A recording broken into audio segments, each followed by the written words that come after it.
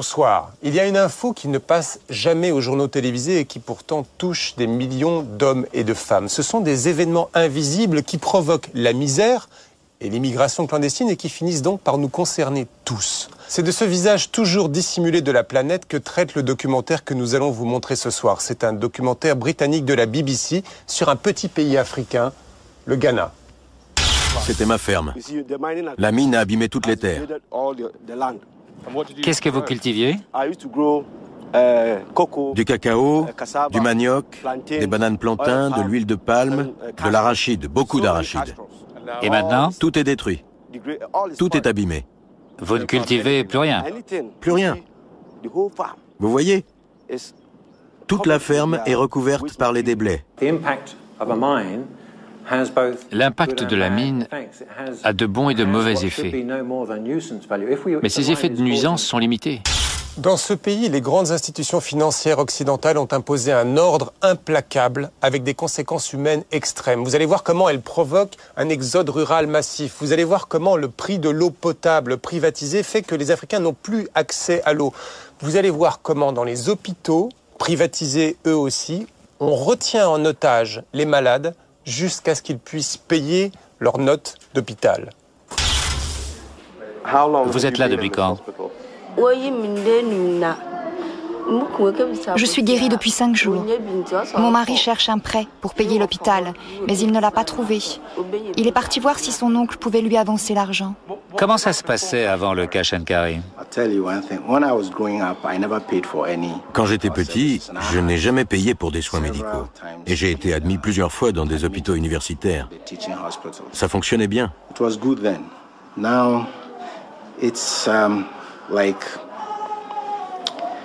Maintenant, si vous ne pouvez pas payer, vous êtes quasiment condamné. Voilà, alors vous faites peut-être partie des gens qui pensent que mondialisation, ajustement structurel sont des mots compliqués et abstraits. Alors regardez attentivement le documentaire de John Kampfner, Quand le Fonds monétaire international fabrique la misère.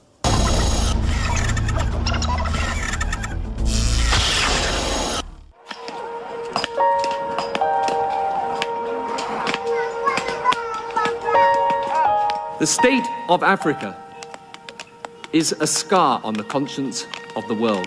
Face à la mondialisation de la pauvreté, les pays riches commencent enfin à se réveiller. Pendant des années, ils sont restés sourds, même aux cris d'alarme lancés en 1999 par la Banque mondiale. Il existe un problème de gens porteurs de bombes ou de poison. Le terrorisme est une nouvelle forme de conflit qui peut nous frapper n'importe où. Dans un monde en état de crise, le problème de la pauvreté est devenu une urgence absolue. Pourtant, même si elles abandonnent leurs anciennes certitudes, les grandes puissances ont encore du mal à entendre les avertissements des prophètes de malheur.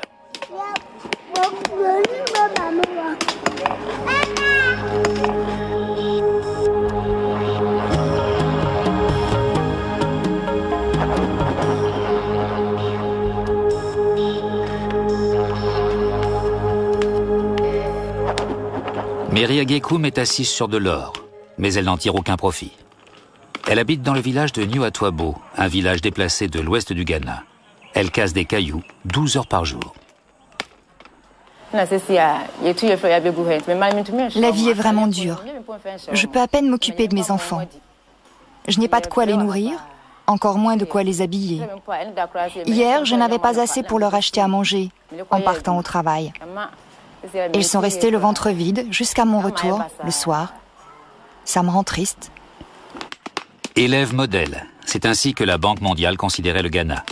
Mais après 20 ans de libéralisme économique, le modèle ne semble pas avoir répondu aux attentes de la population. La famille de Mary vivait relativement bien. Elle possédait une ferme, jusqu'à l'arrivée d'une compagnie minière. Un jour, des Blancs sont venus, soi-disant pour compter tous les habitants du village. Au début, nous n'avons pas compris. Plus tard, on nous a expliqué que le gouvernement leur avait donné la terre et que nous devions partir. Si nous avions refusé de partir dans le calme, ils auraient envoyé l'armée. Ce cas n'est pas isolé. Les 2/3 de la terre de cette région ont été vendus à des multinationales. Les indemnités d'expropriation ont été dérisoires. Les bonnes semaines, Mary et ses enfants gagnent l'équivalent de 3 €. Cette même politique qui a conduit à l'expropriation des terres a rendu l'éducation et la santé inabordables. Et aujourd'hui, l'eau est aussi devenue payante.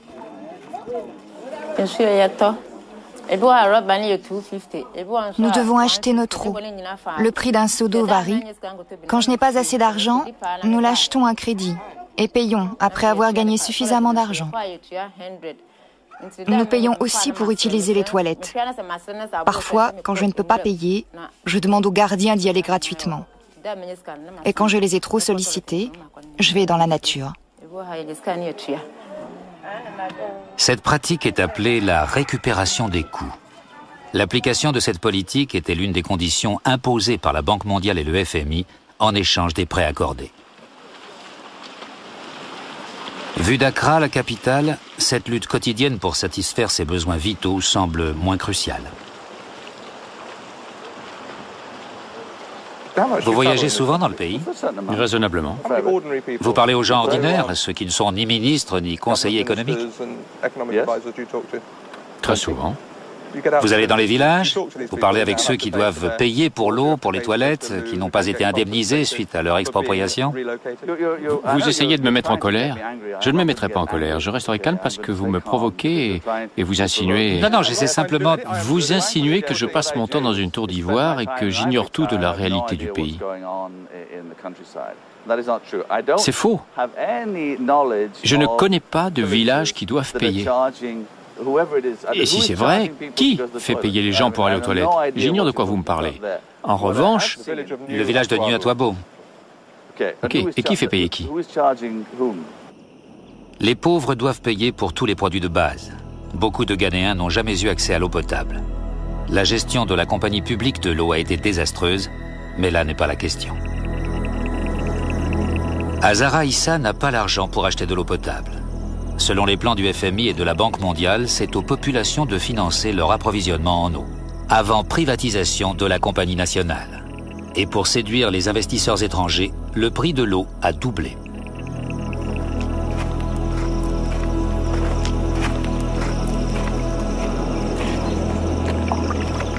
Deux fois par jour, Azara se rend à une mare située à plusieurs centaines de mètres de son village. L'eau est infestée de vers de Guinée, elle sait ce qu'elle risque, mais elle n'a pas le choix.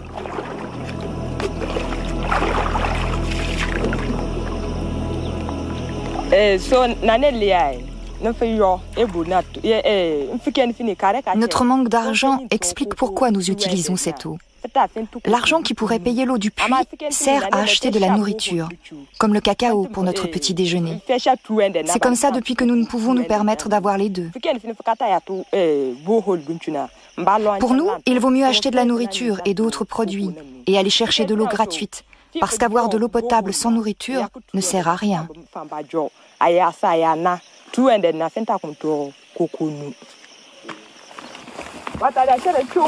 Récupération des coûts ou participation aux frais ou cash and carry, plusieurs expressions servent à désigner cette politique qui fait payer les produits de première nécessité. Ce modèle a été mis en place dans tous les pays en voie de développement. Azara gagne difficilement sa vie en ramassant des arachides. Avec ses faibles revenus, elle est obligée de choisir entre boire de l'eau potable ou manger.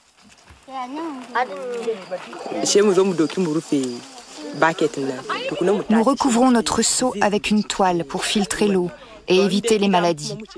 À la maison, après l'avoir filtrée, nous la mettons sur le feu et la faisons bouillir pour tuer les microbes et l'odeur.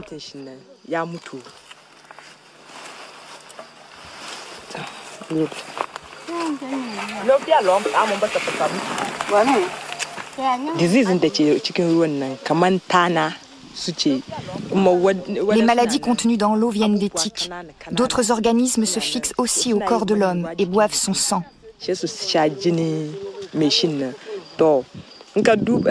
Une fois fixés, et avant qu'on s'en aperçoive, ils ont déjà sucé votre sang.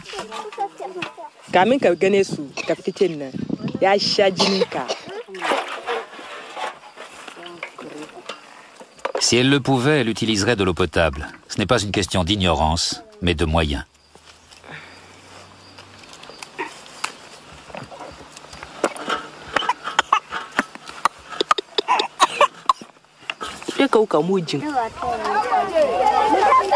La Banque mondiale a décrété que les pays endettés ne devaient plus dépenser d'argent pour les services publics de base comme la distribution de l'eau. Dans ce village, on applique donc le concept de la récupération des coûts. C'est un peu un self-service. On apporte son seau et on paie cash. Cette règle qui prévaut pour les pauvres n'affecte pas les riches. Ainsi, en Amérique, le gouvernement fédéral a investi des millions de dollars pour que le système public de l'eau continue à fonctionner. Au sein des villages, des tensions nouvelles sont apparues. Ici, une femme quémande de l'eau potable à ses voisins parce qu'elle ne peut pas payer, ce qui provoque une dispute.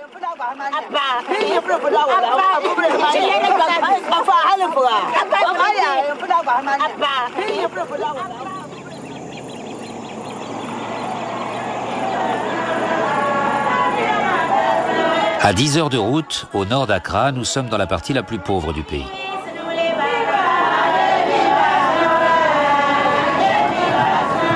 Cette région était le grenier à riz du Ghana. Elle fournissait du travail et de la nourriture en abondance. Les politiques de la Banque mondiale ont tout changé.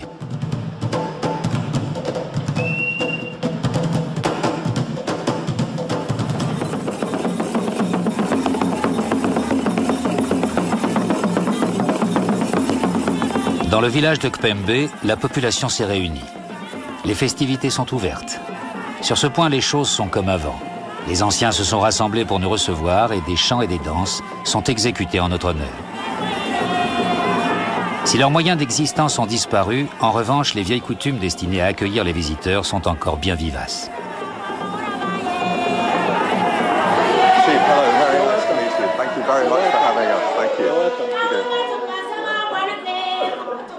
Le chef est entouré de sa cour, mais même s'il respecte la tradition, les esprits bougent. Une nouvelle conscience politique émerge, elle conteste le nouvel ordre économique. Vous cultiviez le riz, vous possédiez plusieurs centaines d'hectares de rizières dans la vallée de Katanga. J'étais un des plus riches producteurs de riz du Nord. À cause du changement de politique, je n'existe plus. J'employais beaucoup de gens à la ferme, ici, dans la vallée de Katanga. Qu'est-il arrivé à la production de riz local? Cultivez-vous toujours du riz? Qu'est devenue la grande ferme que vous possédiez? La production locale a quasiment disparu.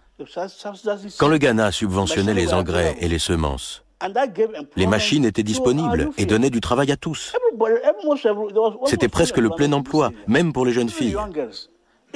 Même le week-end, les étudiants venaient travailler dans les fermes, ce qui leur permettait de se consacrer la semaine à l'école. Mais avec l'effondrement de la culture du riz, on ne peut rien faire. Sauf partir dans les villes du Sud, chercher du travail, mais il n'y en a pas. Les gens reviennent alors à moitié morts de faim. Parce qu'ils sont allés en ville, ils sont affamés, n'ont pas de bon boulot, ils reviennent atteints de paludisme ou d'autres maladies. Maintenant, nous devons acheter notre riz. Un demi-sac de riz, 50 kilos, coûte 300 000 cédis. La politique du FMI est très négative et affecte dramatiquement toute la région. Notre niveau de vie est tombé très bas. On nous sort des chiffres, le Ghana fait ceci, fait cela. Nous n'en voyons pas les effets sur la population. Le Ghana dépense maintenant 100 millions de dollars par an pour importer du riz de pays comme les États-Unis. La suppression des subventions à l'agriculture locale s'est donc accompagnée de la suppression des barrières douanières. Cette économie de marché, dans sa forme la plus pure, est une sorte de darwinisme économique. La sélection naturelle passe par la survie du plus fort. On a demandé au Ghana d'orienter sa production sur 2 matières premières d'exportation, l'or et le cacao, et de laisser tomber le reste. Simple variation sur un thème remontant à l'ère coloniale.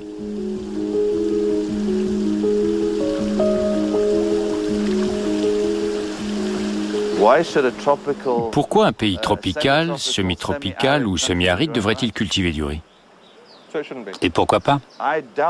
Je doute vraiment que le Ghana devienne autosuffisant. Pourquoi viser cela? Alors que la Thaïlande ou le Vietnam, grâce à tous leurs avantages naturels, produisent un riz à un prix bien inférieur à ce que pourrait produire le Ghana. Non, je parle de l'Amérique, de la plus grande des superpuissances qui subventionne son agriculture à hauteur de 20 milliards de dollars par an, alors que vous refusez aux gens d'ici de subventionner leur production nationale. Quelque chose cloche, non ? Quelque chose ne va pas dans la politique agricole américaine, parfaitement. Non, vous pensez que le Ghana peut faire mieux que l'Amérique en matière de subventions? Laissez-moi vous donner un chiffre qui est choquant mais vrai. Les subventions à l'agriculture des pays de l'OCDE dépassent le revenu de l'Afrique.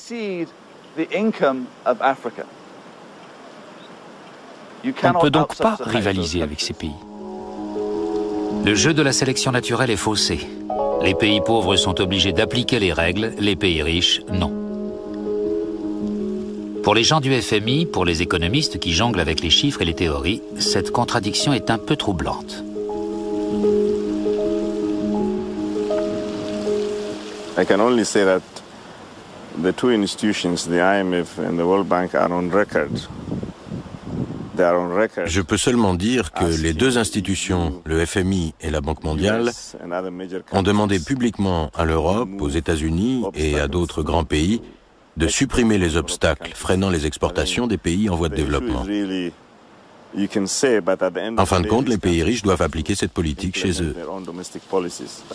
Tant que cette situation existe et perdure, vous acceptez que les règles soient injustes.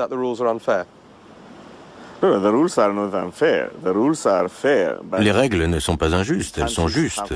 Les pays doivent les appliquer. C'est donc la situation qui est injuste. La situation est injuste, mais les règles sont équitables. Le libre-échange, tout ce qui contribue au libre-échange est juste. Son application ou sa non-application est un autre problème, qui entraîne une situation injuste. Ceux qui sont victimes de cette injustice sont les plus démunis. Mais c'est encore la situation qui est injuste ou regrettable.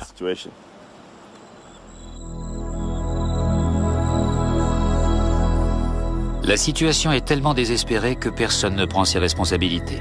Les institutions blâment les gouvernements qui n'appliquent pas ce qu'elles prêchent. Les gouvernements blâment les institutions de prêcher des choses fausses.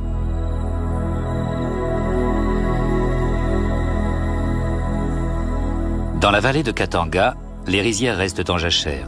Il n'y a plus ni travail ni emploi, et les biens de première nécessité manquent. Le même scénario se répète dans d'autres pays. Une nouvelle génération de militants est née. Yao Graham dirige The Third World Network. Il vit au Ghana, mais il voyage à l'étranger pour mesurer les effets de la politique de la Banque mondiale. If you work it through in terms of the benefits, that very small input from the central government. Si on parle en termes de bénéfices, une toute petite contribution du gouvernement a permis de créer un dynamisme dans l'économie locale, d'arrêter l'exode rural des jeunes à la recherche de travail alors qu'il n'y en a pas en ville, de maintenir la dignité des gens, leur capacité de faire des choses et de subvenir à leurs besoins.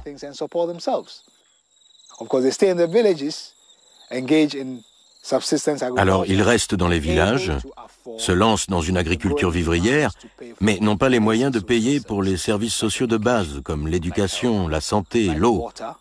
Nous sommes dans un cercle vicieux.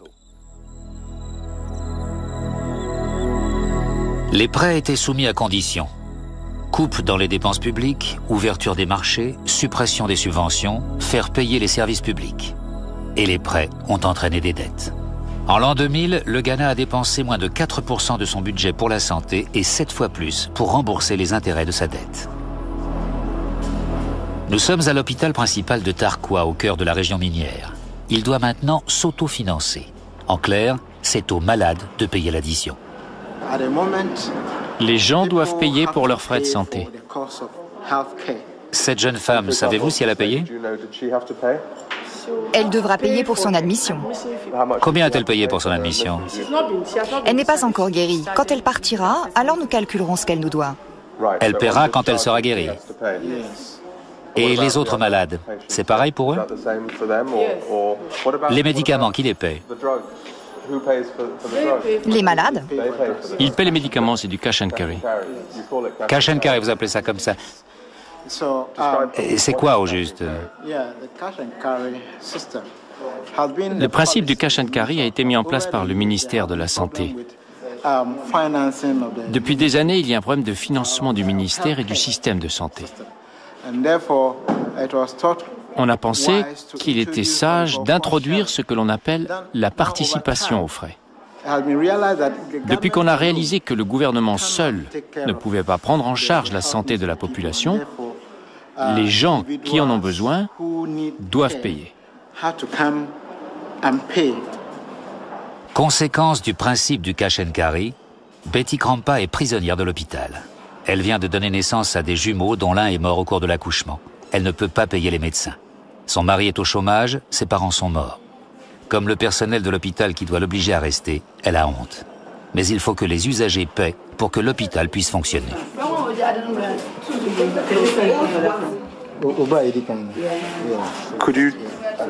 Vous êtes guéri et vous restez jusqu'à ce que vos beaux-parents aient de l'argent. C'est ça?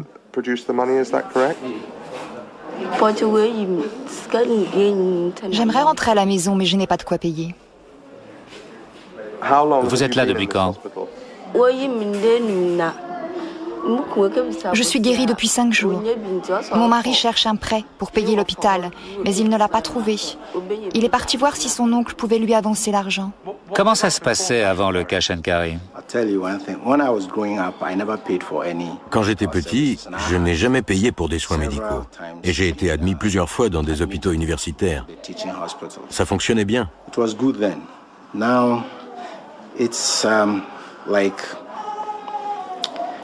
Maintenant, si vous ne pouvez pas payer, vous êtes quasiment condamné. Condamné par une montagne de dettes, alors que le pays vit sur une montagne d'or. Pour moi qui ai un peu voyagé dans la région, c'est une situation étrange. Les compagnies minières font d'énormes profits. Tarqua devrait être riche. Vous êtes assis sur de l'or. Sur une mine d'or. Et ici, vous retenez des gens parce qu'ils ne peuvent pas payer leurs frais médicaux. Pourquoi?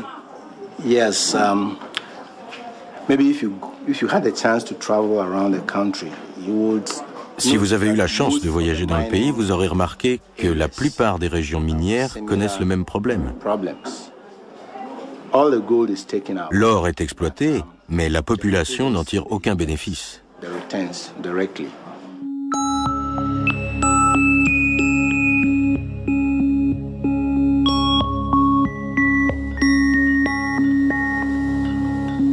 Au temps des colonies, le Ghana s'appelait la Gold Coast, la côte de l'or.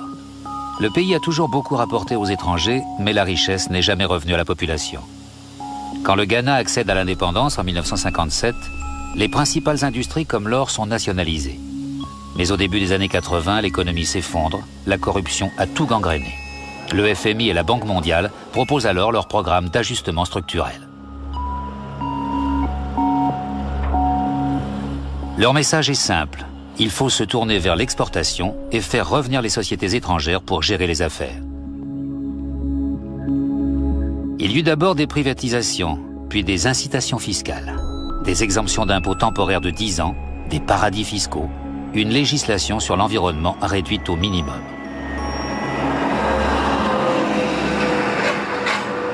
Ces politiques favorables aux investisseurs ont servi de modèle dans tous les pays en voie de développement.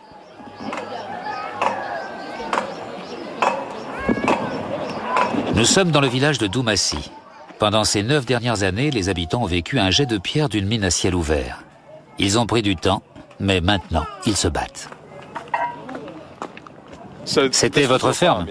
Oui, c'était ma ferme. La mine a abîmé toutes les terres. Qu'est-ce que vous cultiviez? Du cacao, du manioc, des bananes plantains, de l'huile de palme, de l'arachide, beaucoup d'arachide. Et maintenant? Tout est détruit. Tout est abîmé. Vous ne cultivez plus rien? Plus rien. Vous voyez?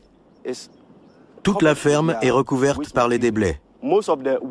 La plupart des déblais ont été déversés sur les champs d'arachides. On n'a plus rien. Nous n'avons pas d'argent pour payer l'école aux enfants. C'est tout près, non? Une centaine de mètres. La distance entre le village et la mine est trop petite. Nous avons eu des réunions avec la compagnie. Mais ce qu'ils veulent, c'est que la mine fonctionne. Ils ne pensent pas à ma vie. Quand ils ont décidé de creuser ici, qu'ont-ils fait? Ils sont venus au village? Oui. Et ils vous ont donné des explications sur ce qui allait se passer? Ils sont venus il y a 9 ans. Cette compagnie met vraiment la pression. Lorsqu'ils sont arrivés, ils ont dit qu'ils avaient l'autorisation d'exploiter. Puis le gouvernement la leur a donnée. Ils ont fait venir l'armée et la police pour exercer leurs activités minières. Aussi, quand on va sur nos terres, ils se montrent violents. Des allégations de ce type se sont soldées par une série de manifestations contre les activités des compagnies minières. Les gens des villages voisins se sont mobilisés.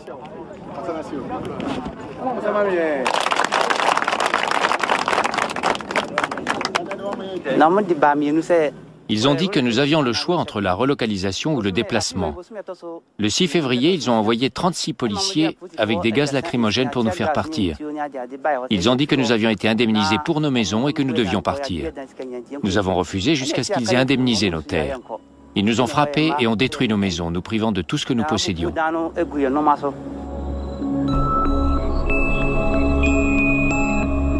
Pour les habitants de Kéyé-Ouéré, le choix est impossible.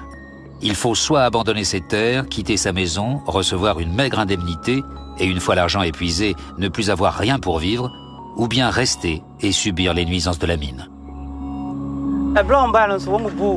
Ils ont aussi complètement détruit nos écoles. L'école la plus proche est maintenant à 10 km.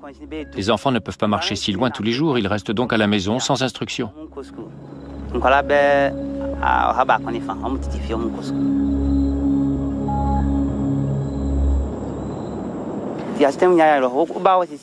La vie est devenue très dure pour nous. Si vous venez maintenant dans notre village, vous verrez que l'on habite des cabanes. Mais maintenant, à Douamassi, vous avez reçu le soutien de votre chef et je suis certain que tout va s'arranger.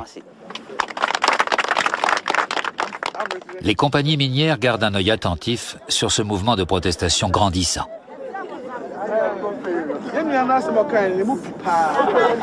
As you probably understand, you're trespassing, but I would rather this was dismissed as soon as you like, okay? Yeah. So doors open down there for the BBC people. Good. We'll come down and see you.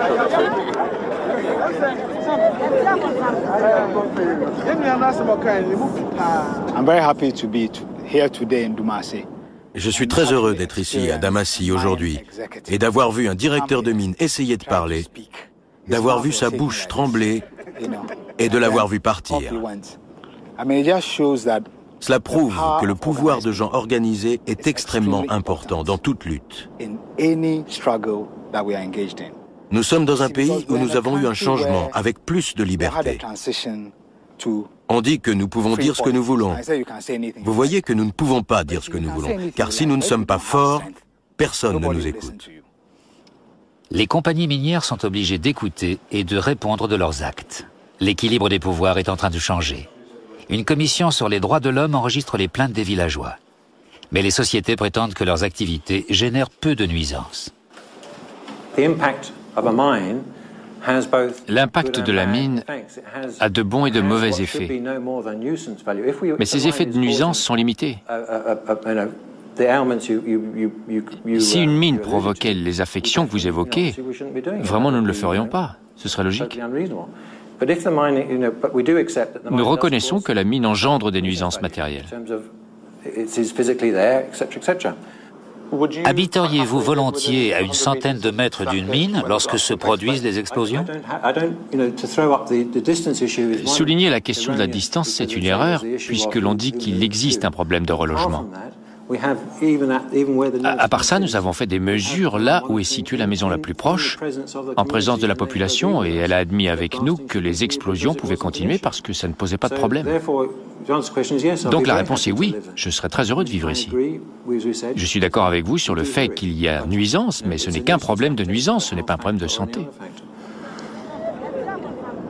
Avant qu'il ne soit soutenu par des militants venus de l'extérieur, il a été facile de se débarrasser des villageois. La population de Douamassi est venue se plaindre ces 2 dernières années. Nous sommes intervenus au niveau gouvernemental, au niveau des autorités locales, et nous avons reçu beaucoup de personnes pour enquêter sur leurs problèmes. Problèmes de pollution, pollution de l'air et de l'eau, maladies de la peau, enfants urinant du sang, problèmes d'indemnités arbitraires et insuffisantes, problèmes de déplacement de population. Chaque village a son histoire, mais toutes se ressemblent. Les principaux accusés ne sont pas les compagnies minières, mais bien les institutions internationales qui imposent les règles. Désormais, les Ghanéens ne comptent plus sur l'aide d'étrangers intéressés pour défendre leurs intérêts.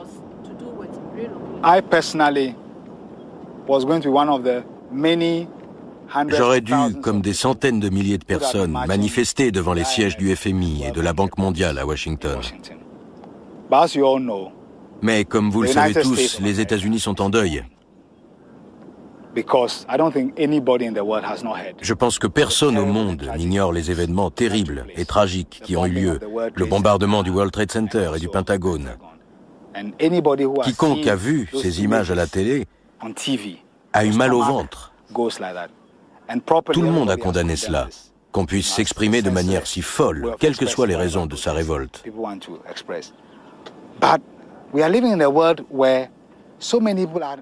Mais nous vivons dans un monde dans lequel beaucoup de gens qui n'ont pas de pouvoir sont convaincus que si les grandes puissances ne deviennent pas de plus en plus sensibles aux demandes des pays les plus pauvres, le monde entier sera en danger.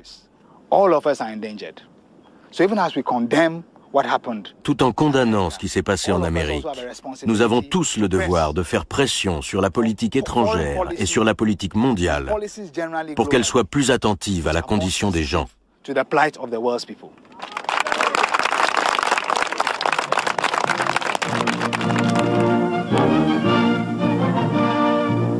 At Bretton Woods, New Hampshire, delegates from 44 allied and associate countries arrived for the opening of the United Nations Monetary and Financial Council. La création de l'ONU était pavée de bonnes intentions, nées sur les décombres de la Seconde Guerre mondiale. Le FMI et la Banque mondiale, son bras armé, ont été les 2 piliers qui devaient guider le monde vers une nouvelle ère de prospérité. Les nations récemment décolonisées allaient tomber dans leurs bras. Pour sortir de leurs anciennes dépendances, de nouvelles industries ont été développées. Et pour sortir de la pauvreté, le commerce a été encouragé.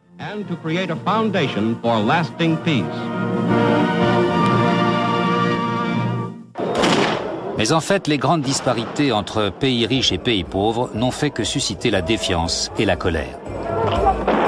Si certains manifestants sont animés par la violence, la grande majorité d'entre eux souhaitent seulement exprimer leur indignation face aux inégalités, face à une mondialisation défavorable aux plus faibles, face au refus des grandes puissances d'écouter. Au milieu des années 90, un homme nouveau est arrivé à la tête de la Banque mondiale. Il a renoncé aux ajustements structurels et a dévoilé sa stratégie de réduction de la pauvreté. Il a conseillé aux pays riches de le soutenir, les avertissant de ce qui pourrait arriver s'ils ne le faisaient pas. Il existe un problème de gens porteurs de bombes ou de poison. Le terrorisme est une nouvelle forme de conflit qui peut nous frapper n'importe où.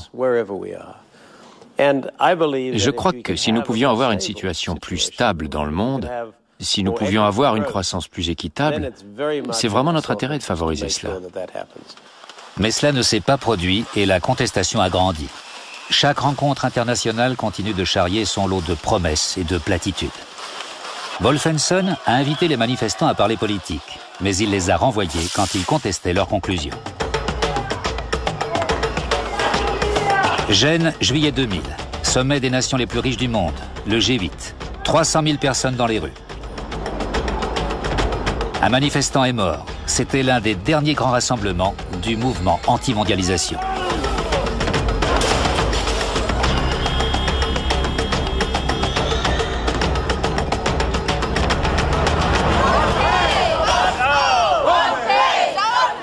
La violence a fait la une des journaux. Pourtant, à Gênes, la nouveauté, c'était la présence d'un nombre croissant de militants politiques venus de tous les pays en voie de développement, dont le Ghana. Pour eux, il faut saisir toutes les occasions pour dire aux fondamentalistes de l'économie que leur politique ne marche pas.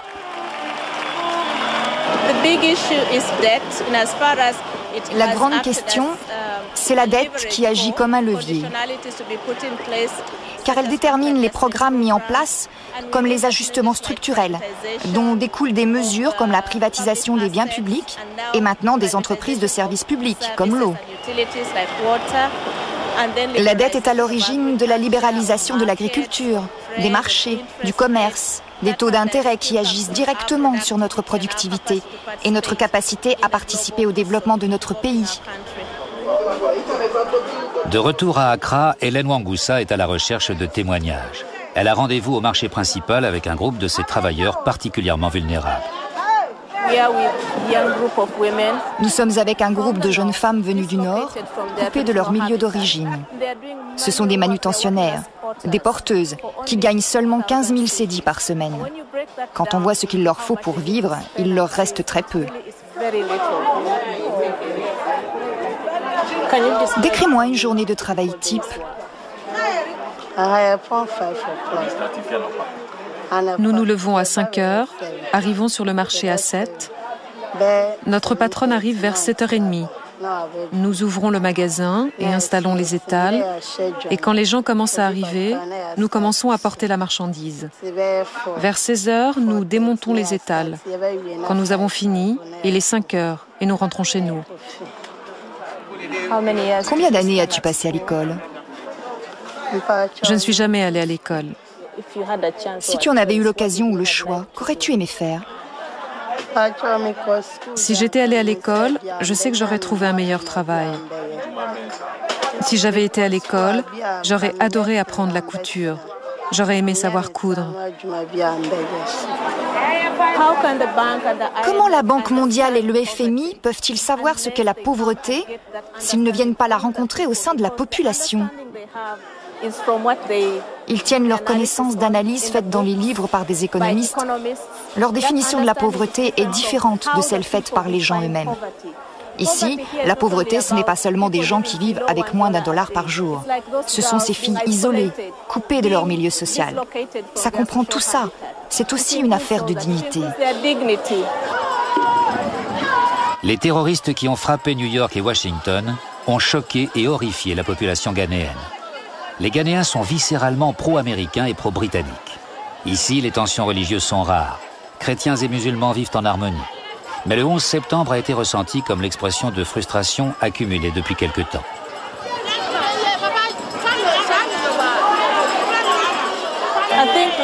Nous commençons à percevoir cela, même dans des manifestations comme à Gênes. Il y avait des manifestants pacifiques, mais il y avait des groupes de manifestants qui étaient beaucoup plus violents. Cela vient de la frustration des gens face à des institutions qui affirment tout savoir, qui affirment savoir comment aborder la pauvreté, ce que sont les gouvernements, et qui depuis 15 à 20 ans n'ont pas su être à la hauteur. Dans certains pays, les gens ont été patients, ont attendu plus de 15 ans une prospérité qui n'est jamais venue.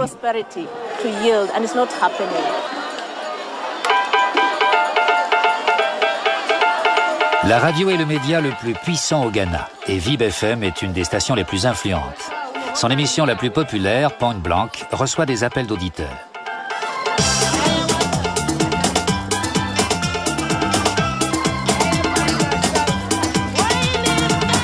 L'émission est animée par Gvesi Pratt, un ancien prisonnier politique.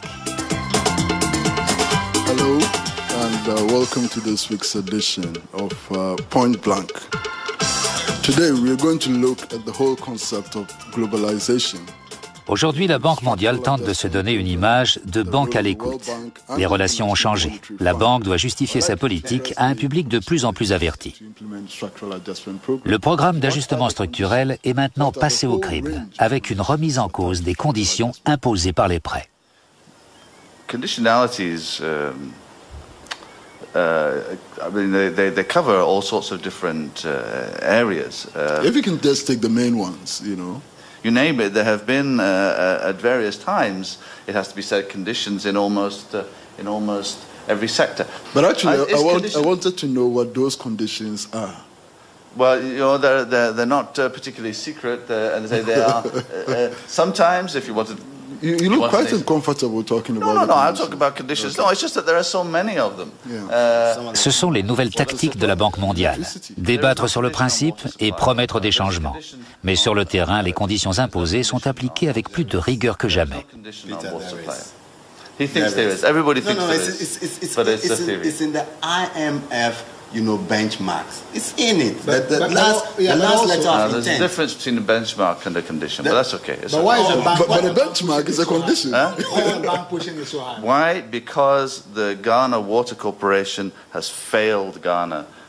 The people. If anybody thinks, here's a challenge. If anybody thinks they get great service from Ghana Water Company, let them phone and praise this company. This company has failed Ghanaian society. Oh, Peter, can I ask the question? Can I ask the question? Yeah. Obviously, there are many people who think that your organization has failed the people of the third world. That's true. Should we just sell it off to some multinational corporation? Good morning, I'm Niyama. Actually, I will want to get this thing directly to Mr. Peter Harold. I don't like the way he's trying to deceive everybody. Now, this is the issue. The IMF World Bank policies that come with the Structural Adjustment Program and the Economic Recovery Program actually adjust government policy away from public welfare to debt servicing. Les gens sont informés. Ils savent ce qui a été dépensé pour les services publics et ce qui a été dépensé pour la dette. Ils font le lien entre économie locale et politique mondialiste. Cette émission s'est déroulée 2 jours après les attaques sur l'Amérique. Mais déjà, les auditeurs soulignaient le lien entre la pauvreté et le terrorisme. Now, can we stop pretending while the people are dying? What happened in America recently should give us a clue that it is not the people, it is not just about terrorism. Who created the terrorists? It is God Almighty didn't create anybody to become a terrorist. It is the system that is making the people so. You see what I'm talking about? Yes, so that this kind of the chaos will continue, the armed robbery will continue, all these things will continue. Well, thank you very much. Your point is well made, and thank you very much. Peter, quick reaction. He's right, we agree, we've changed, and we are doing something about Africa's debt problem, so that problem of resources only going to service debt instead of education and health, etc., will not be the same in the future. La frustration grandit. Ni l'or ni le cacao n'ont enrichi la population. D'autres industries comme le textile sont en difficulté. Les importations de fripes remplacent peu à peu les vêtements fabriqués sur place. Cette fois, la banque affirme qu'elle a un plan contre la pauvreté. C'est l'initiative pour pays pauvres très endettés. Pour le Ghana, cette appellation en soi est une humiliation. L'élève modèle est devenu un mendiant. La banque soutient que ses intentions sont bonnes, qu'elle va annuler une grosse partie de la dette et réinjecter l'argent dans les services publics. Si c'est si attrayant, si le seul et unique but de la banque est de réduire la pauvreté, de tout faire pour aider le pays, alors pourquoi tant de Ghanéens sont-ils hostiles à cette politique ?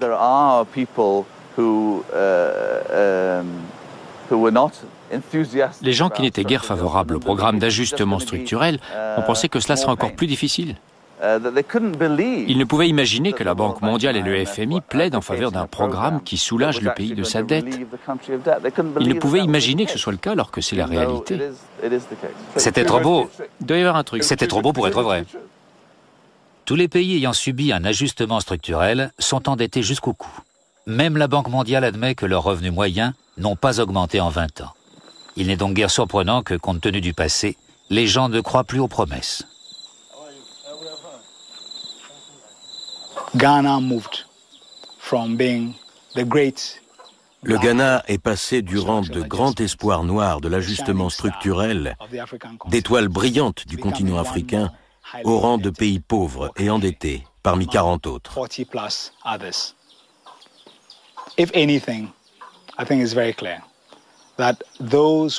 Ce qui est clair, c'est que ceux qui accusent le FMI et la Banque mondiale de libéralisme dur, tentant d'imposer un même modèle économique, ceux-là sont entendus.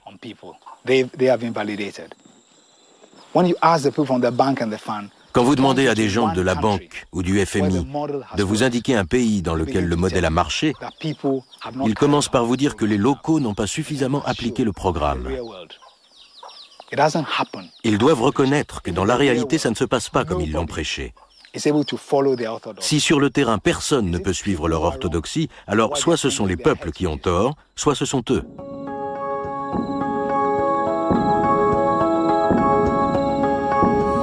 Les institutions se l'avouent, elles se sont trompées.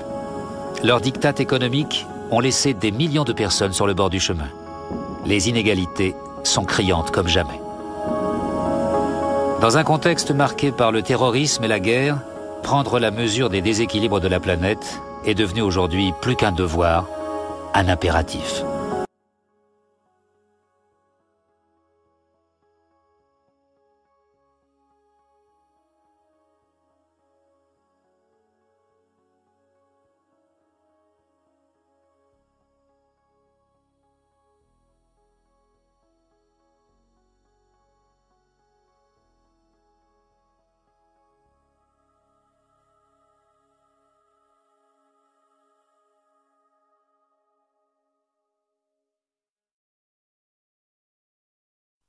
Voilà, merci d'être resté avec nous ce soir. On se retrouve la semaine prochaine dans Lundi Investigation, toujours en deuxième partie de soirée, après le film.